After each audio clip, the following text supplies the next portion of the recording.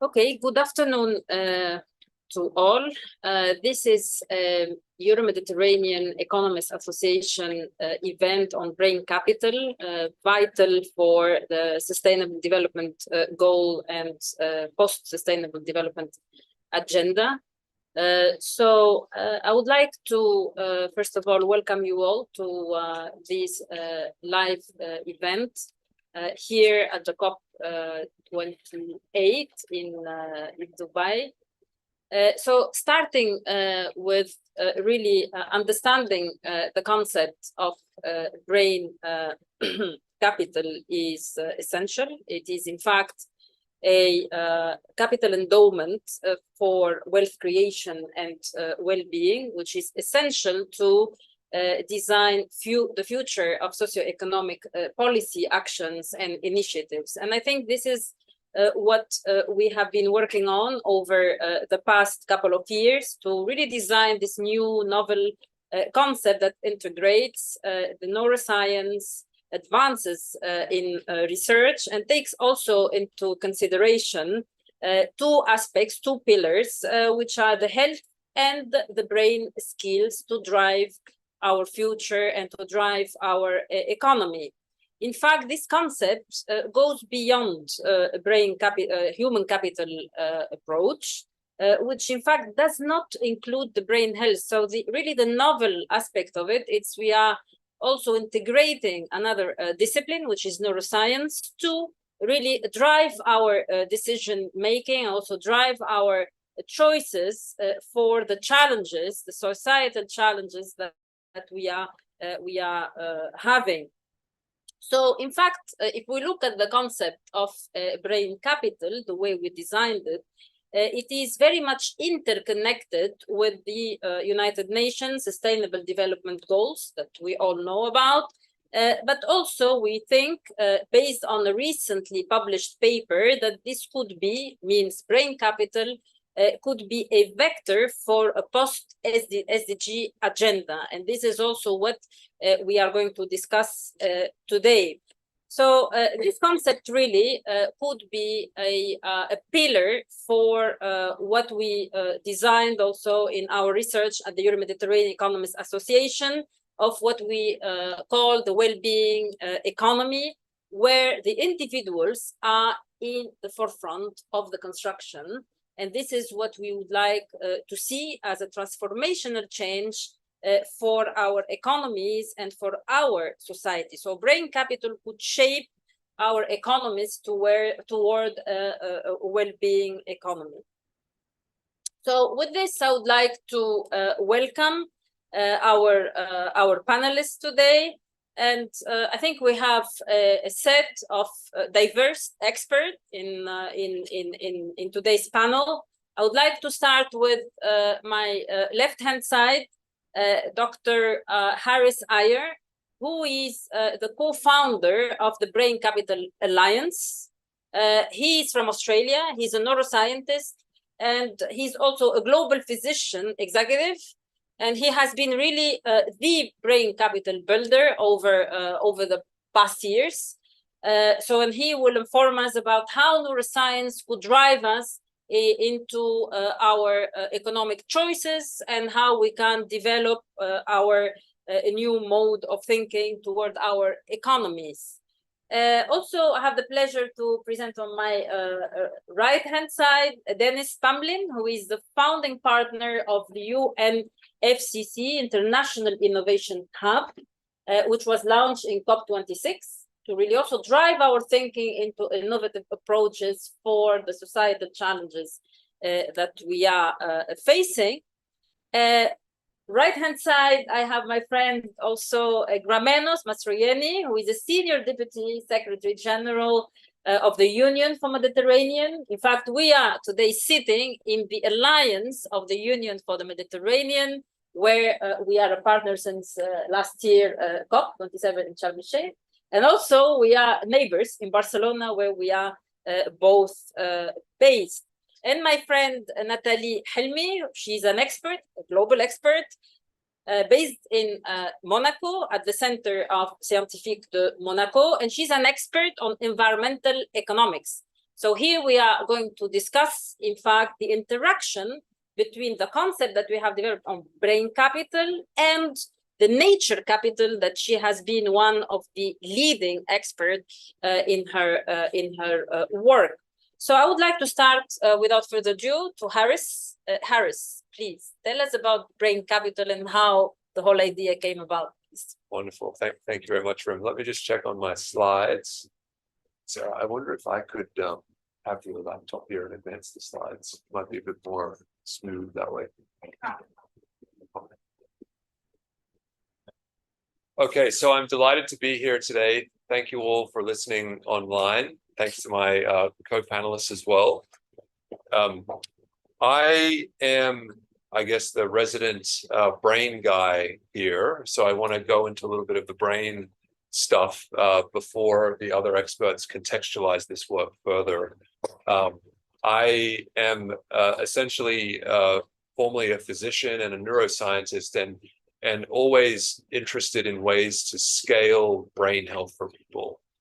Seeing patients one-on-one and doing neuroscience, I couldn't get the scale that I desired. And so in that sense, I'm now in this world of public policy and economics and social entrepreneurship to try to help people's brain health at scale. So brain capital, as Rim has mentioned, let me just pick something here in the computer, is a new economic asset where a premium is put on brain skills and brain health. That's fundamentally what it is. So two things: brain capital equals brain skills and brain health. Brain health is the construct across the lifespan, from kids to older adults.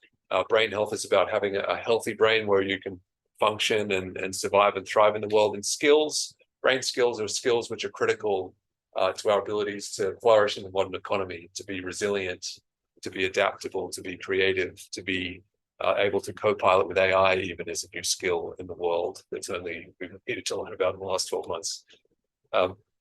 Okay. So our brain capital is under siege. That's the fundamental thesis that we have. Brain capital of nations is under siege. We have chronic stress. We have, for example, lots of climate extremes, extreme cold, extreme heat. COVID obviously was a big stressor for folks. Disinformation is even on the rise rapidly now, which is a challenge vector for our brains to work out what's true and what's not true. And then ultra-processed food is also another interesting challenge, which has demonstrated that ultra-processed food is actually increasing rates of depression and anxiety. So this is important because we don't often think holistically about what our social and economic environment is doing to our brains, but it's obviously affecting our economy. It's manifesting as a lot of disorders: depression, anxiety, migraine. It's costing trillions of dollars in lost income to the global economy every year. So this is an economic security issue for nations. And what this means is that we have education disruptions, people that are not able to, attain the skills and get educated, lower productivity. And as I said before, like disinformation is creating social discord. It's pitting people against each other. And all of this is related, obviously, to national security as well. So we're trying to make brain relevant to government agendas, high priority government agendas. These issues that I've mentioned are not coordinated across governments. They're scattered across all these puzzle pieces, which represent different ministerial portfolios or departmental portfolios. And so these brain, you have dyslexia is dealt with in education, even though it's a sort of health issue. And for example, AI policy is separate out there, but we know that AI policy is part of generative AI is fueling mis and disinformation and changing the workplace, which bleeds into labor and sort of social services and such. So anyway, things are discoordinated. So we need a new brain and mind strategy, and that's where brain capital comes in. I want to finish up now with just a couple more points to say that we have published this paper just a couple of weeks ago. Rim is a co-author and Dennis is as well. It's on the Baker Institute for Public Policy website, so check it out. It's a lengthy technical document. We're essentially mapping brain capital to each of the SDGs, and we're arguing why investing in brain capital is an investment in the advancement of the SDGs. I just want to give you a couple of examples now. Let's talk about SDG 7, affordable and clean energy. This is where we start to get into looking at the environmental determinants of brain capital. The environment that we're in influences our brains. Our brains are very sensitive. They're very fine-tuned, machines between our ears. Environmental disasters impact our brain health. Mass migration caused by climate change is a significant stressor to people. Air pollution. We also know that loss of biodiversity is reducing the microbial diversity in our gut microbiome, which makes our gut-brain axis less healthy. And we also have nanoplastics. We have the plastic products that are breaking down into micro and nanoparticles, getting into our bodies, getting into our brains. And it's a frontier of science where we don't actually know what nanoplastic particles are doing to our bodies. So this is an example where we really don't have a handle on the environmental determinants of brain capital. So if our brains drive our societies, they're being undermined by these issues. We have developed a model of green brain capital. We talk about how would you change the mindset of nation states to make the nation more sustainability focused. So we talk about a green brain of a country would be a brain healthy country. You'd have green skills, creativity, adaptability being taught in education, ecological intelligence, and digital literacy, so people can understand online when they're reading material about climate if it's real or fake information. So very much thinking about, you could call this the brain infrastructure. How do we influence at a policy level the brain infrastructure of nation states? Let me just conclude with a couple more slides. SDG 17 is partnership for goals. So it's important we think about brain building to show, I think, a very nice model from Denmark. This is the Lighthouse Life Science model. Essentially, the Danish government, across many different portfolios of ministers of innovation, health, social, recognized that the mental health of Denmark was really struggling during COVID, and now even so as well. So a public-private partnership has been developed between the Danish government, between many of these different ministries that I mentioned, and Lundbeck, the brain pharmaceutical company, and Novo Nordisk, which is a chronic disease pharmaceutical company. Basically, the Danish government is providing resources to the private companies. The private companies are then selecting and supporting startup companies that are doing things in dementia prevention, depression management, mental health. So this is a nice example of deep partnership across an entire country between public and private that's investing in the brains of Danish folks, and it's hitting many different SDGs, of course, health SDGs and innovation SDGs, but particularly the partnership SDG as well. So I'll stop here and just say that this is a flyover of brain capital, a bit about the genesis for it, the new paper that we have talking about positioning brain capital within the SDGs, and happy to discuss it further and talk more about it. So thank you. Thank you very much, Harris. I think you allowed us to see how our brains, they can be proactively leading to a change, for sure. But then at the same time, we need to prepare for it via the skill sets that we acquire toward a certain outcome, not only in our lives, but also in our economies and our interaction with the environment. And this is important because what you are saying is the research is deciphering our brains and understanding at each step what are we going to do. For example, okay, you said that we are practically impacted by the environment and the pollutant and other aspects that we are actually contributing to without, in fact, knowing what is the impact of that on our brains. So this is, in a way, what I see it as like a complete unknown for each individual. So it's important for us to know what is the implications of these pollutant and the consumption of plastics that we don't know and all of this, impacting our brains. And this is the neuroscience that is now very much advanced in this. So some people know, of course, but we need to have this knowledge, I would say, common to every individual. So then with that, we can take the appropriate decisions. And at the same time, we need to prepare ourselves via developing those green skills in our brain from early stage. And this is from childhood and then going forward into the life cycle. With this, I would like to move straight to Dennis.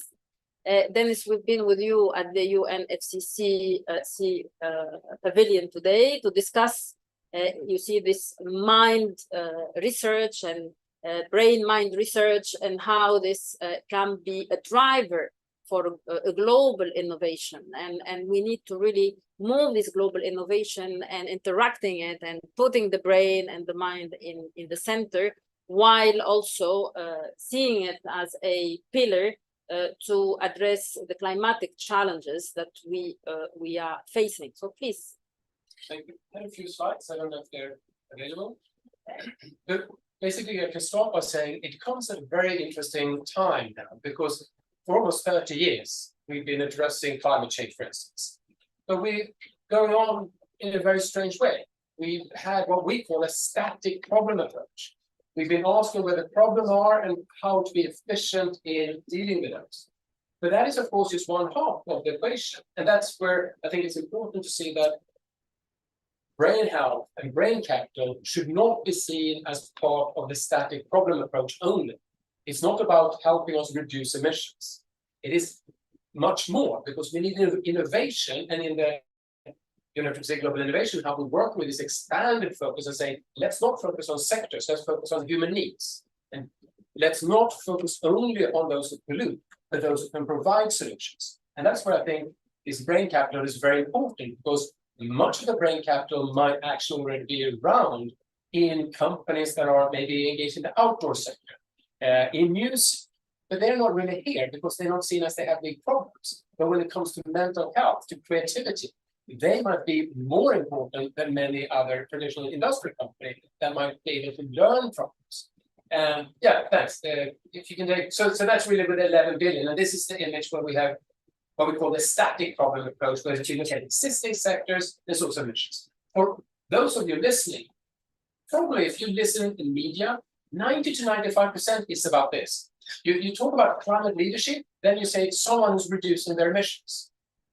But that is a very Western, almost a colonial perspective, because most of the people on this planet don't have much emissions. Their challenge is not to reduce their emissions, it's to move out of poverty and live better lives without increasing emissions. And that's what we talk about, avoiding emissions, because you can both avoid emissions in the West by reducing our emissions, but you can also avoid it by giving better lives to people in the South. So they move out of poverty and have good lives without increasing emissions. They start with low emissions, they continue without emissions. So that also allows us this to become a global agenda. Next slide, please. So, because this is what we also then, in a fun way, for you to remember that when people say, oh, but why shouldn't we just look at people reducing emissions? I say, that's fine. But that is what we call a fossil-free typewriter approach. If we had that 30 years ago, say everyone is reducing their emissions, then we would all sit with fossil-free typewriters. There is, of course, better ways to deliver those. But that is what we have today. It's very much, people say, how fast do you reduce your emissions? Do you have a scientific reduction target and all these things? That is really pushing us in the wrong direction. I think brain capital can help us not just become more efficient in addressing this, but also asking what kind of brains do we want to have in society? Because we can have a zero-emitting fast food company that is then undermining our capacity to be creative. And I think also a little bit on what Harris was showing is that's really interesting and very important.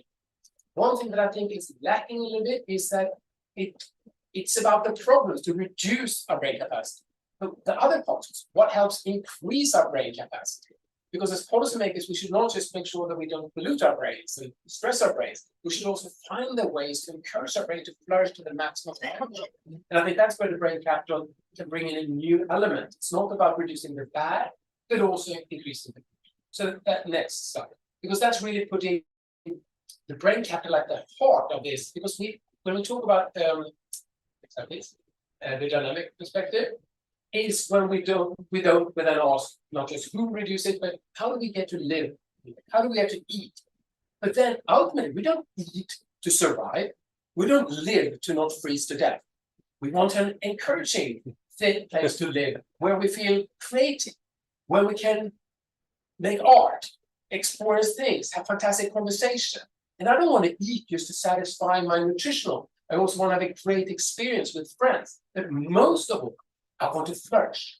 I want to experience things. I want to be creative. I want to, when I leave this earth, I want to have given something to society. And that's what brain health is such an important concept. And last slide then, and that's where it comes to what we're working now with the post-SDG agenda.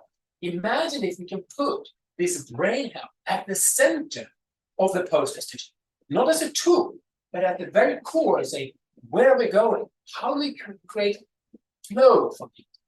Not just address the mental pollution, but flow. So next slide then. So that we created this tool then to start exploring that how can we find leadership in this space?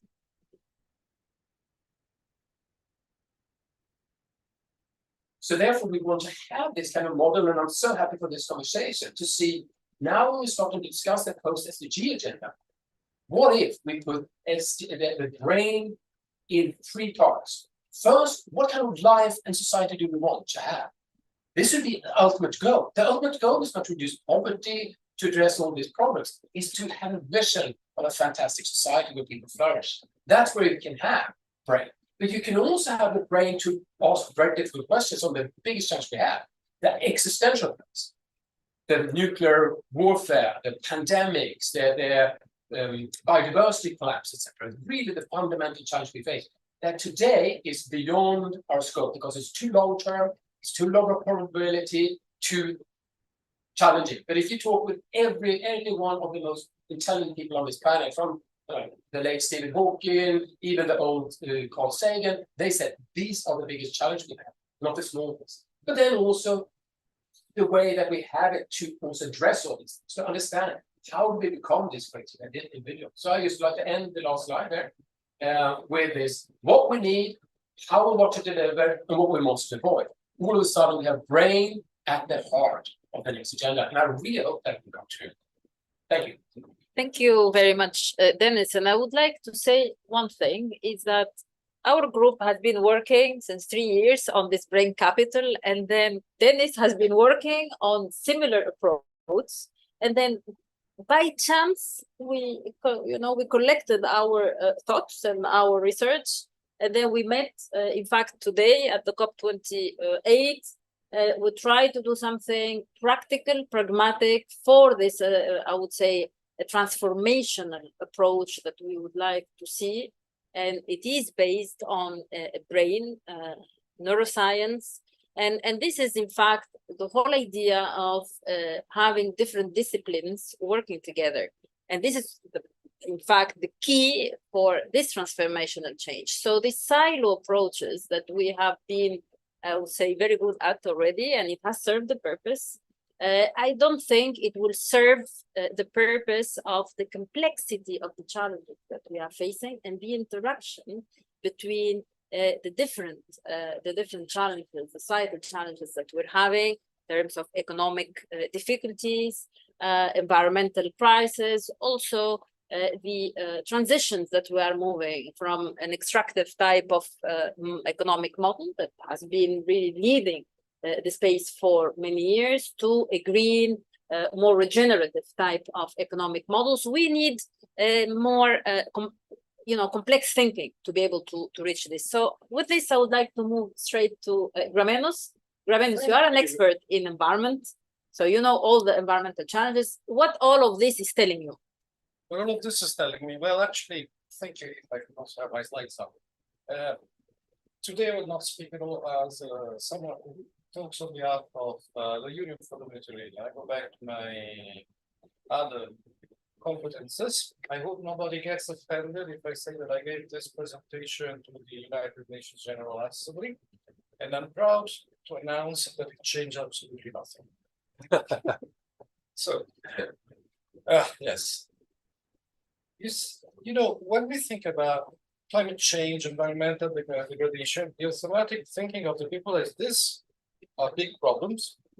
So it's up to the big guys to solve them. United Nations, the presidents, what can I do about it in the ocean? Well, the truth is that what the United Nations, the president, etc. can do is treaties, laws, fiscal measures, which are pieces of paper. They become relevant if they are a way to mobilize change by individuals. And this is where brain comes. This is very, very true. Whatever global measure takes, if it's not understood and it's influenced by the public, is absolutely ineffective. The guy you see on the slide is called Diocletian, who's emperor of Rome, and he happened to be facing the first well-documented case of hyperinflation. Prices were skyrocketing, so he decided to solve the situation the emperor's way, top down. From now on, I decree that prices will not rise anymore. And in effect, in the official market, prices stopped rising. But all the commerce shifted to the black market, where prices were rising even more because he had set up this interdiction. So this is what we're coping with top-down initiatives about climate change and the environment.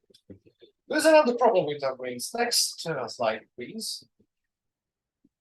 And it's a problem for media people. That is that when you see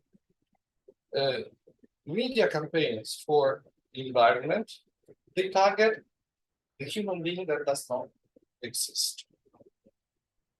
The idea is, if I explain to you, the rational guy, that if you do this and that, something that will happen, I've explained it to you, so you will change your behavior accordingly.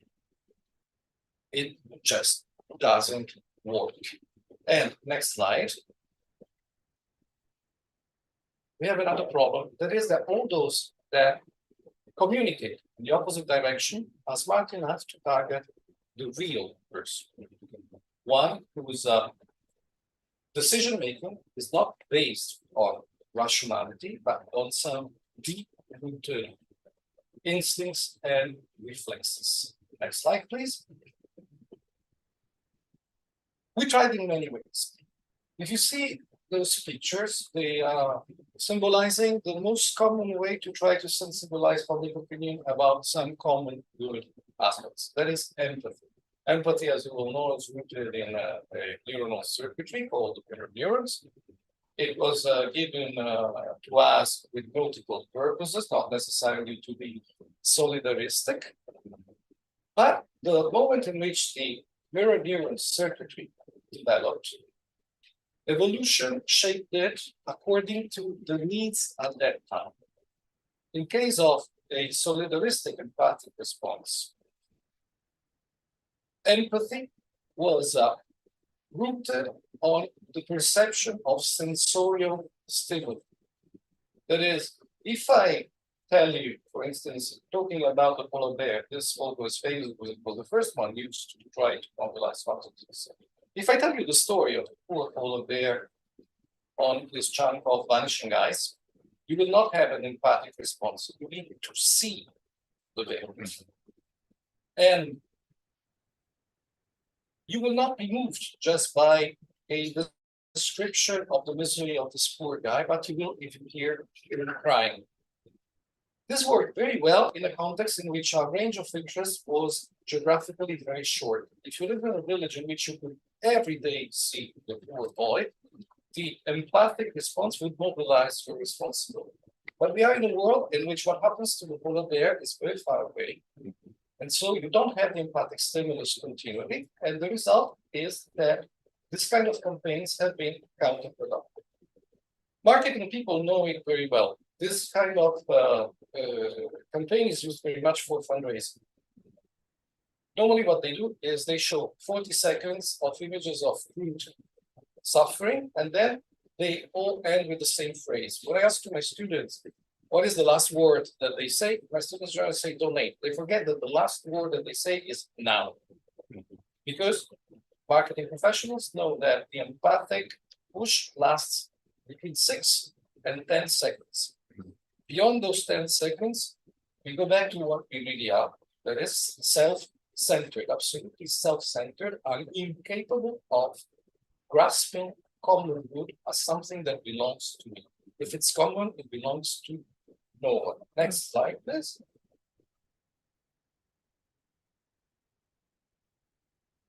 We have to consider one thing. That is that it has been calculated that in the world population, with some little differences according to cultures, generally only 0.8% of the population include in their choices a consideration for common.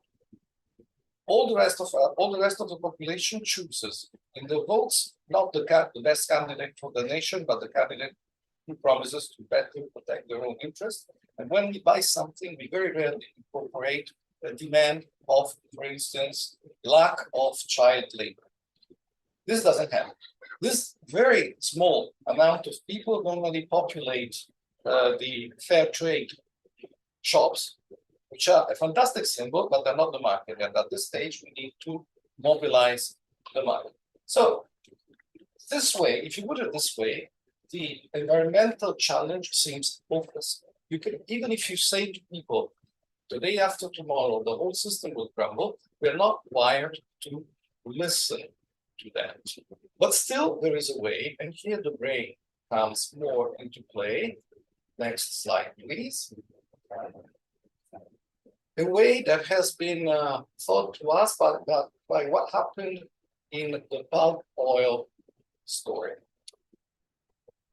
When people started realizing that mass production of processed palm oil was harmful to some common goods like indigenous people, the forest, the fauna, there was a reaction by that 0.8% of the population that somehow instinctively considers common good, and it was based on empathy.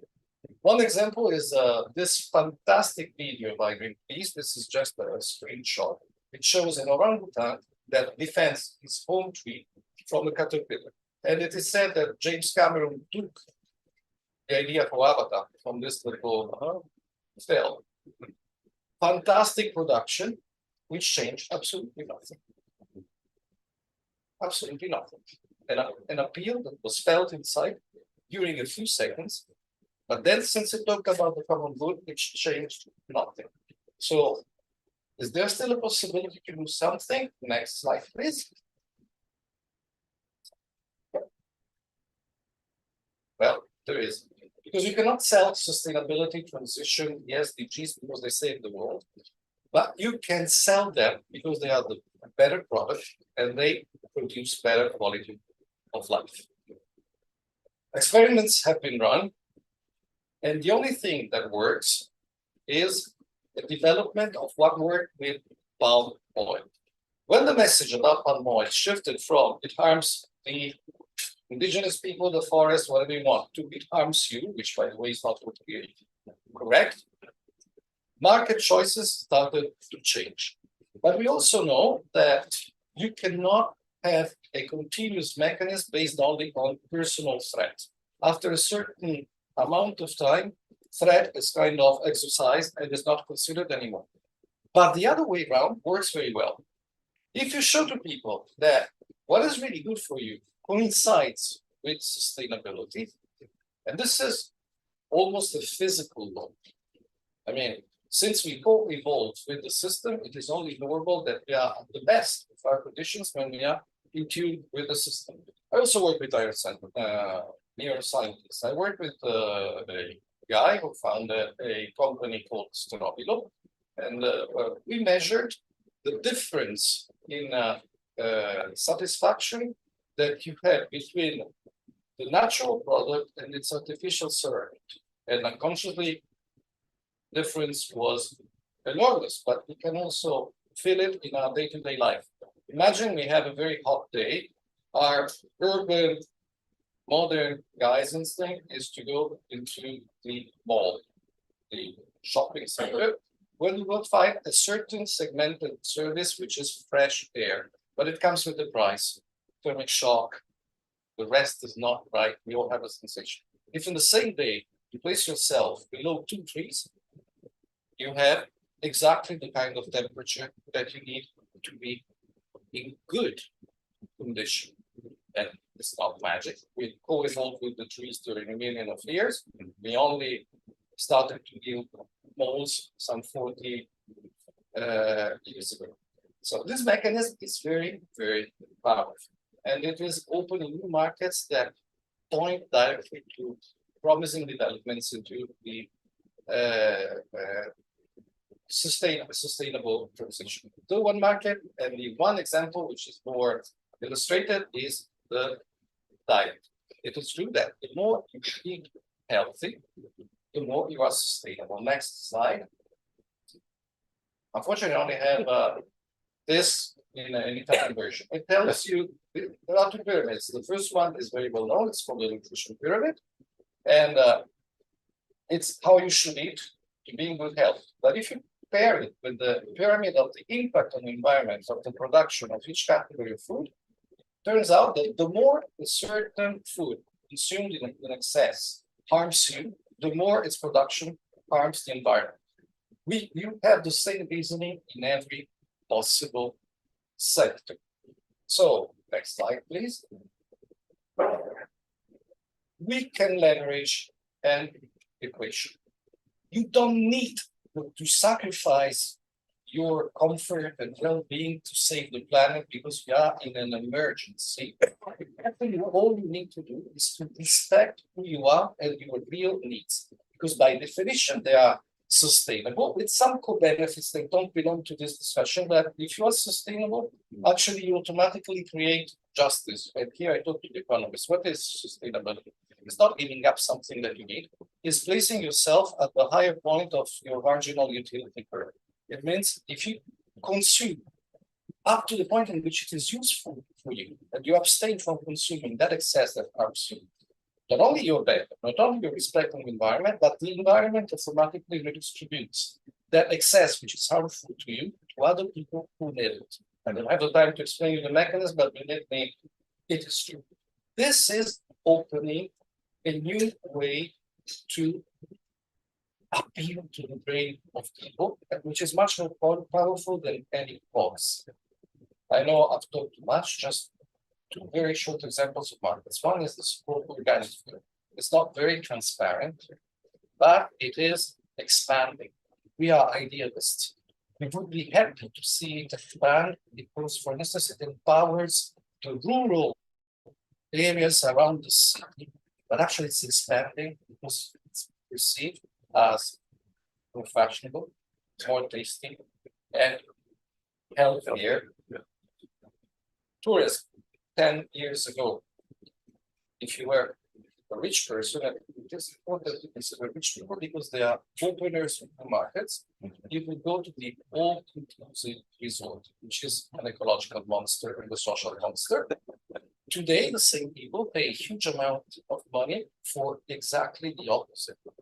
On an uncomfortable bed with mosquitoes around, to state and put on Instagram that they are in the middle of the forest. All this has to be explored, and this is an appeal to economists and neuroscientists to make this, which are intuitions by dumb people like us, the policymakers, transform them into a precise strategy. Thank you very much. Thank you very much, Grammenos. I think you gave us a wide view on what really our brain should be, thinking and understanding certain decisions. Sometimes,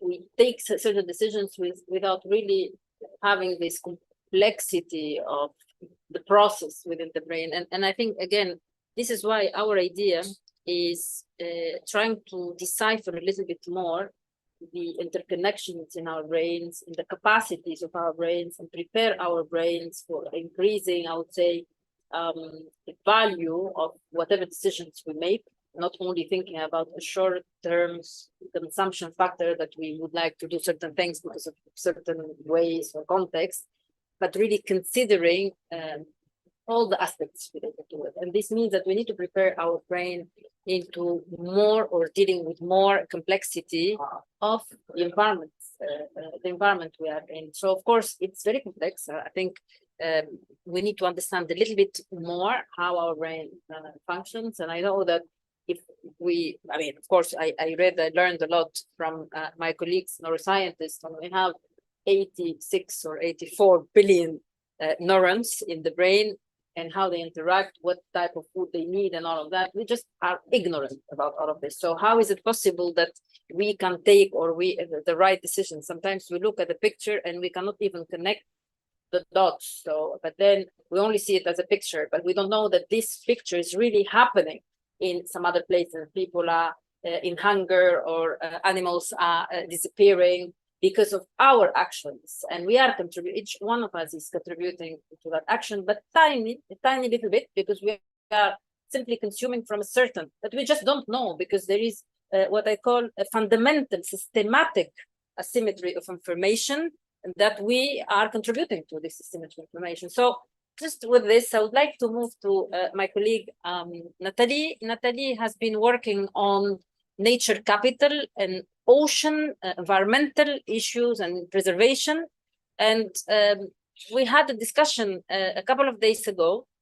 And one of the research that Nathalie has been dealing with, and it really struck me a lot, is that when we're drilling to find oil and gas in the oceans, this is equivalent to destruction of up to 200 billion of biodiversity in the ocean. So this is a decision, it's a rational decision to drill, to make money, or to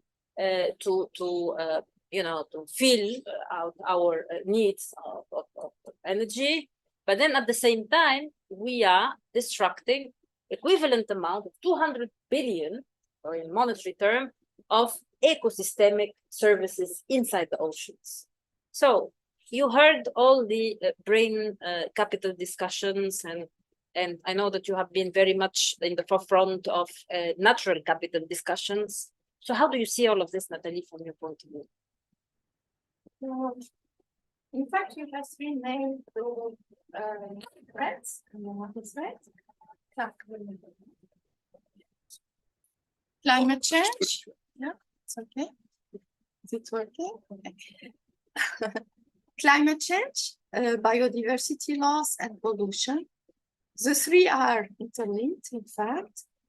For IPCC, we have seen in the report that we are already at 1.1 degrees Celsius higher than industrial period. So meaning that we cannot achieve 1.5 degrees Celsius. We will overpass 1.5 degrees Celsius, and then we will have to come back. And this is really a big problem, because it means that we will have extreme events like we have already, wildfires, droughts, heat waves.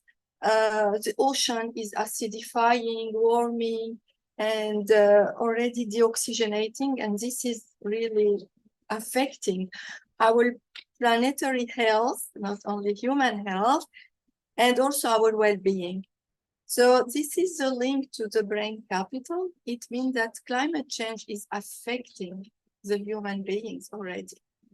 And it is also affecting the companies, the countries, and the individuals' wealth. And this means it's also affecting our brain capital because of the jobs loss, because of reduced revenue and SDGs impact, in fact. And so from an economic point of view, I think that brain capital can be evaluated like the natural capital. This is the link between the two. I think they can be monetized, and we can study the impact, the monetary impact.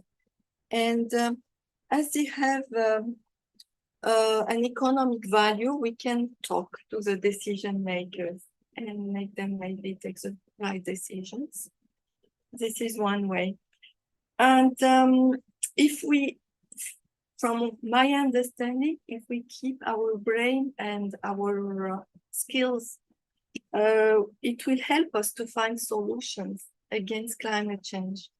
It's not only impacted by climate change, but it's also part of the solution. So we can reverse the negative impact on brain capital, I think. And so I think if we link this to the natural capital, it is really on the same way. This is my understanding. Thank you very much, Nathalie. What you're saying is that both nature capital and brain capital could be, in fact, the drivers of a well-being economy, practically. So, based on the wealth creation, capital endowments, that's what the model that we have followed for economic developments for many years. We could emphasize a bit the impact and the interactions between the brain capital and the nature capital. But of course, more research is needed for this. More connection between the different disciplines is needed at the research side. And then we could drive this into one, innovation, as you mentioned, Dennis, but also into policy. So then this will drive our. So my question to you is, how can we convince governments that, and also international organizations, like, for example, the IMF, the World Bank, and other international organizations, also the UN, that this can be effectively integrated into means. When I say this, is not only brain capital, but also nature capital, whatever this is. I think you have advanced already in discussion about the valuation into the policies. And then this can drive our policies at the global level. We know that the SDGs are there, they're very high level. I don't see that many countries has reached those SDGs within their own policy framework. So with this, I would like to start with Dennis. Well, I think this is a fantastic opportunity, because I think most in the West, what we see now is that there is actually not a policy forward. There's reactions towards something negative. And why? Because in a weird sense, we've been hugely successful. What we as humanity have been trying to deal with for the last 100,000 years. Lack of resources. Now we have more resources than we need in many areas, from sweet food to stressful things, etc. So we live in this bizarre world where we have a right-left agenda that fights over how the economy should be controlled to generate more growth and more stuff. But we don't really have a new emerging political agenda for a flourishing life to really untap the fantastic thing that is in our brain. And I think this is something that most people that I speak with resonate to and say, this could be something new. I want to be creative. I want to flourish. I want to be giving something to society. I want to connect with nature. I want to do research. I want to paint. And that's where I think the brain capital is a dual-edged sword. Because if we put a monetary value on that, it's like saying, what's the value of women voting? I think most people say that's not a monetary value that we should discuss even.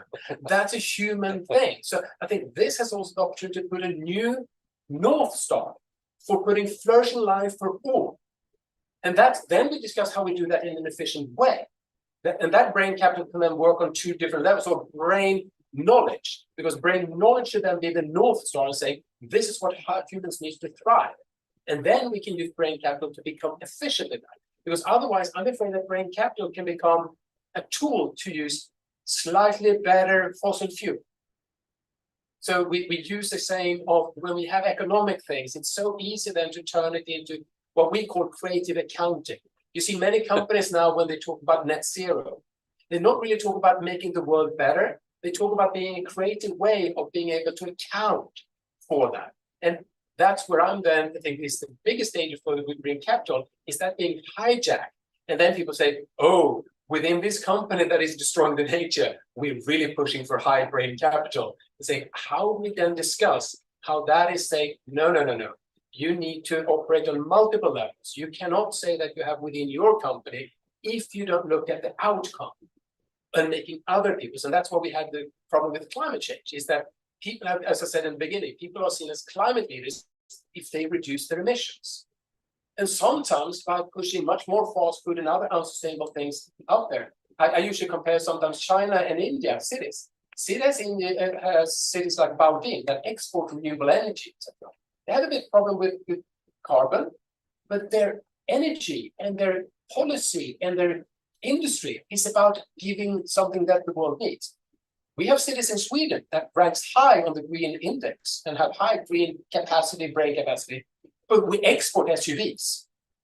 So that's, I think, is one of the challenges with it, saying how do we adopt this brain knowledge and brain capacity in a way that really excites people and say, now it's not about making our current system slightly less bad. This introduced the thing that we've been lacking in policy making. I know it's ambitious, but I think the time is right because many people feel we're fighting over very small things and make them big, instead of saying we have the opportunity to really give people flourishing lives. Thank you, Dennis. Grammenos, what do you think? I think that we don't need too much to convince the international organizations. Actually, what we're trying to do resonates very much with the new concept of One Health that has been adopted by the World Health Organization. It started, excuse me, the environment community started hijacking doctors. And it became a concept. But after COVID, this One Health idea became very, very powerful. I don't have the time to tell the story of how this happened. So you don't really need to convince the international organizations. You don't need to convince the governments because we have this perception that they decide we do not see the other way around. For me, the blocking factor here is common. The narrative according to which there are corrupt, obscure governments that have agreements with the very bad multinationals is totally misguided. The truth is that economy is understanding that sustainable is more income generating than unsustainable. So they're in that direction. Governments, the policymaker, they don't decide much. They are driven by market choices and by voting choices. What's missing is exactly the same of the old narrative. The public, they have a good one now. It's public inertia in there. And this is where, again, your job would be absolutely crucial. Your job rejoins other ways of saying them at the same time. We have the One Health. On the other hand, I've been working for years with people saying we have to create a new culture. It's the only thing that can, but it's exactly what you're doing. We're different instruments. We have to join them. Maybe some artists can run a certain pillar of this operation, but scientists, together with economists, can run another pillar. But this is the objective. Governments cannot do anything. International organizations, they are already convinced. They are a little bit, limited by the fact that things work in a certain way. But if we change public, their brains, then we really have a chance of solving this. Return to Harris. Are you convinced? This is a very enlightening discussion for sure with different disciplines and experts here from around the world. I think maybe I'll play the diplomat and say that we need the top down and then the bottom up as well. And so I take this as almost like a call to action, taking it very seriously. I think from the political level, when I think about how to drive brain capital into this sort of zeitgeist and how to use it for flourishing lives, some politicians seem to be motivated by how can brain capital help them think about reducing homelessness. Some care about how can brain capital help them to reduce the cost of Alzheimer's disease in their aging population, which is making a run on their pension fund system. There are different sort of ways that you can, sometimes it's like youth mental health issues, the youth mental health crisis that's occurring in a politician's jurisdiction. What I've sort of, as I reflect on your question, that's what I've seen around the world is politicians are driven by different parts of brain capital. And so we need to kind of serve it up to them in a way that they're interested in it, and then absorb it into the government system and policy, and then make it stand out fully, not just through sort of the pet interest that it came in through the window with, but then the public movement piece. We do need to work with artists, filmmakers, how do we make this interesting to people to mobilize them? Because I think that's the missing piece so far, is how do we make this palatable to Mr. and Mrs. Jones? And then to your point, Dennis, how do we use tools to help people make decisions about neuroplastic products that they can buy as opposed to neurotoxic products?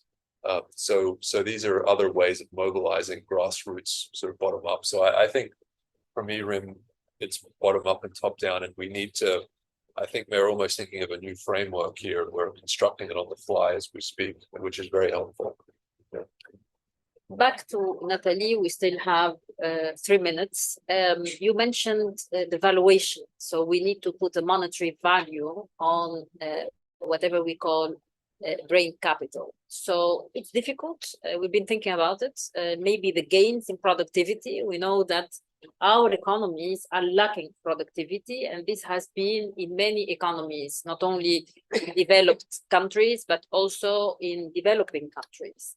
So how to enhance productivity, and I think brain capital has a very close connection with enhancing productivity at the national level, at the global level. So doing a parallel with the work you've been doing on nature capital, how do you see, what is the recommendation or the advice you give to us, or you can give to us, to move into really having this brain capital not only monetized, but also to drive this transformational change? If you want to convince the policymakers, you can calculate the cost of the brain capital, the impact, and also you can calculate the cost of inaction. If they don't do something now, it will be much more expensive in the future. So this is something that may convince them because they want to reduce the cost. And then the transformation can come from the civil society, because what I heard from all of you is that we have to change our behavior, our view of the world, and we need a more regenerative, nature positive economy. And this will not come from the politicians. I think it will come from the civil society. And the civil society will elect the right politicians depending on what they are expecting in the future. So this is the two parts. And I think also from the discussion I heard, maybe the solutions will be different for the developing countries and the developed countries related to climate change, because for developed countries, they will look more about mitigation to reduce their emissions. But for developing countries, it is more about adaptation. And this is where the brain capital is also crucial. Thank you very much, Nathalie. I think our time is off. I would like to thank the panelists, Dennis, Grammenos, Nathalie and Harris. Of course, we have a journey of brain capital. We started this research, and now we will try to land this research into innovation. And then this innovation could be the driver of transformational change. But again, policies are important, civil societies are important, and again, researchers are very important to work together and to break the silos. And this is an example of breaking silos between neuroscience, economics, and business. And this will allow us, in fact, to at least contribute as actors into really driving, or eventually at least contributing to the change. So thank you very much to everybody, and I hope to see you soon in other conversations. Thank you.